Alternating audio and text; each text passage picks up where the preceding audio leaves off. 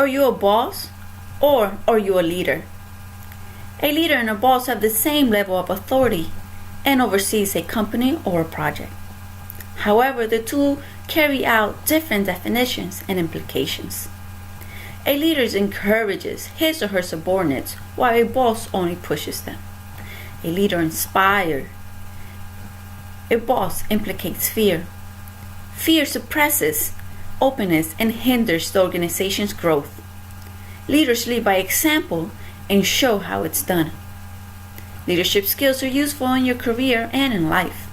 As millennials do not look up to bosses, we look up to leaders because leaders are the movers and shakers of the organization. Good news for us is that leadership skills are learned and developed. First, analyze strengths and weaknesses.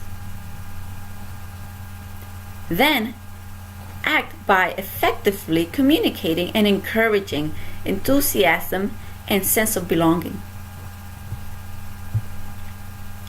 Lastly, keep everybody working towards a common goal. Evaluating yourself first is key in developing leadership skills. You want your strengths and your weaknesses. Your strengths are going to give you your confidence to be effective in the ability to be a leader.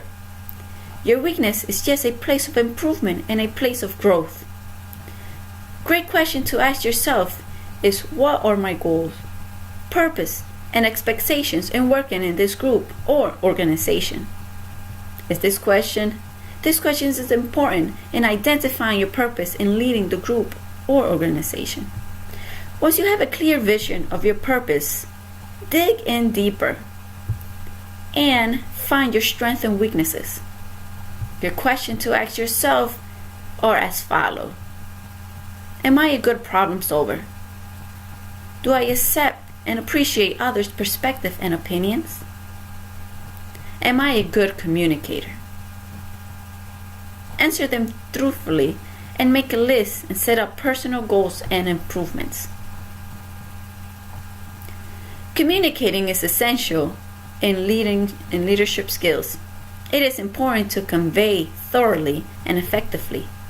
We do not want to create barriers in communicating by talking down to people and asking questions that requires a yes or no response, or using excessive authority and promoting a culture that requires your consensus. Active listening is vital in communication. Be genuinely interested in other people's view and ideas. Thank them for their openness and express how much you value them in your company. Get rid of the right and the wrong. Promote a culture of constructive criticism. When there is integrity in your communication, there is enthusiasm and a sense of belonging. You're already leading an environment where communication is the root of all success. Lastly, keep everybody working towards a common goal. Put all their strength to work and remind them what huge game they're living and playing.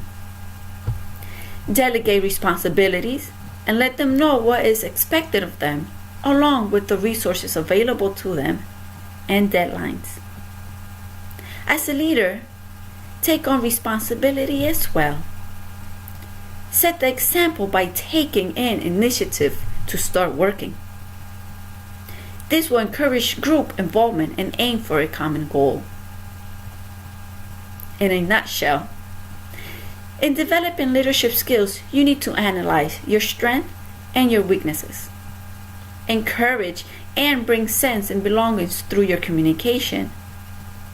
And lastly, empower them to thrive a common goal.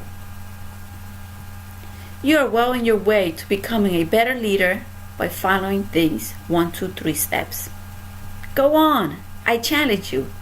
Bring forth your leadership skills to the plate.